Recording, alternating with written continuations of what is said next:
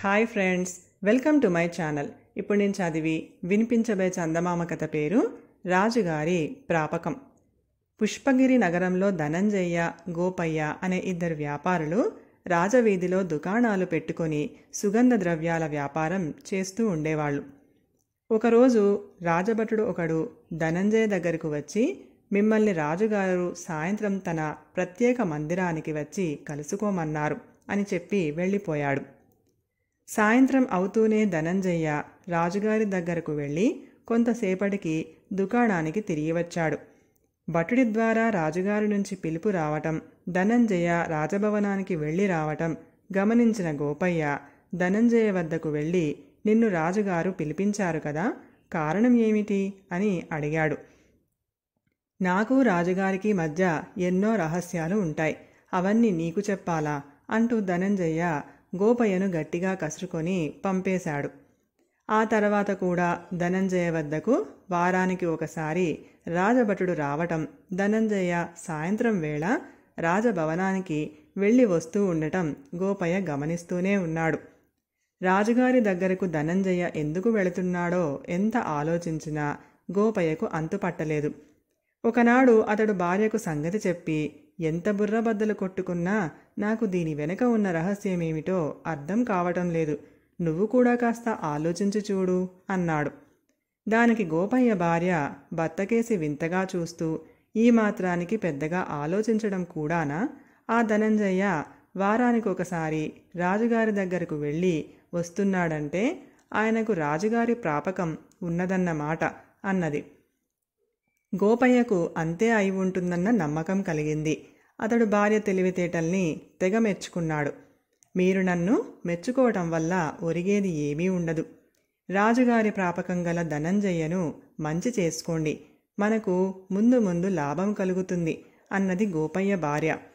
ఆ మర్నాడే గోపయ్య భార్య చేత మిఠాయిలు చేయించి బజార్లో 10 రూపాయలు పెట్టి పండ్లు కొని వాటిని బుట్టలో పెట్టుకొని ధనంజయ ఇంటికి వెళ్ళాడు.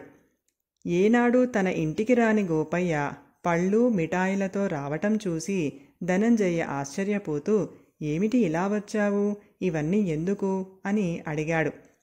మీ ఇంటికి రావాలని చాలా రోజులుగా అనుకుంటున్నాను, ఇవాళ తీరిక చిక్కింది. ఈ పళ్ళు మిఠాయిలు పిల్లల కోసం, ఈ మాత్రం ఖర్చు భరించలేని బీదవాణ్ణి కాదు గదా అన్నాడు గోపయ్య.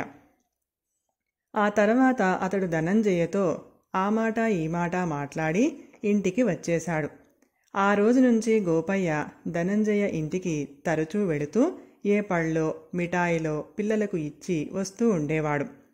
కొన్నాళ్లు జరిగాక పన్నులు వసూలు చేసే రాజుగారి ఆస్థాన ఉద్యోగి నుంచి గోపయ్యకు వృత్తి పన్ను కింద 100 మొహరీలు కట్టవలసిందిగా కబురు వచ్చింది.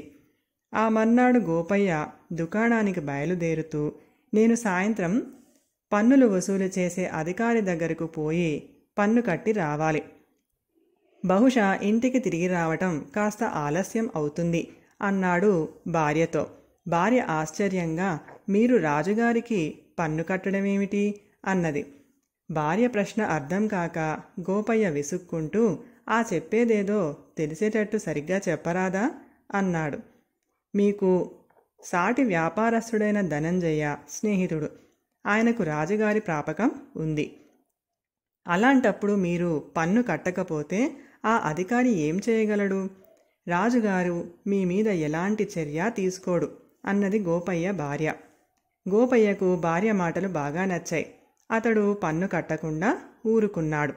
వారం తర్వాత గోపయ్య దగ్గరికి ఒక రాజభటుడు వచ్చి, మిమ్మల్ని రాజుగారు సాయంత్రం తన ప్రత్యేక మందిరానికి వచ్చి కలుసుకోమన్నారు అని చెప్పి వెళ్ళిపోయాడు. ధనంజయ కారణంగా తనకు రాజుగారి ఆదరణ దొరుకుతుందని సంతోషిస్తూ ఆ సాయంత్రం గోపయ్య రాజుగారి ప్రత్యేక మందిరానికి వెళ్ళాడు. రాజు అతన్ని చూస్తూనే, నిన్ను నేను ఎందుకు పిలిపించానో తెలుసా? ఈ మందిరం అంతా నీ చేత ఊడ్పించడానికి. గత వారం వరకు ఈ పని ధనంజయ్య అనే వ్యాపారి చేస్తూ ఉండేవాడు. ఈ వారం నుంచి ఆ పని నువ్వు చెయ్యాలి. ఈ సంగతి నీకు గుర్తు చేయటానికి వారం వారం భటుడు ఒకడు నీ దగ్గరకు వస్తూ ఉంటాడు. పన్నులు ఎగవేయాలని చూసే మీ బోటి వ్యాపారులకు ఇదే తగిన శిక్ష అన్నాడు. ఆ రోజు నుంచి రాజుగారి మందిరం ఊడ్చే పని గోపయ్య నెత్తిన పడింది. కథ సమాప్తం. ఈ కథ కనుక మీకు నచ్చినట్లయితే ప్లీజ్ లైక్ చేయండి, షేర్ చేయండి.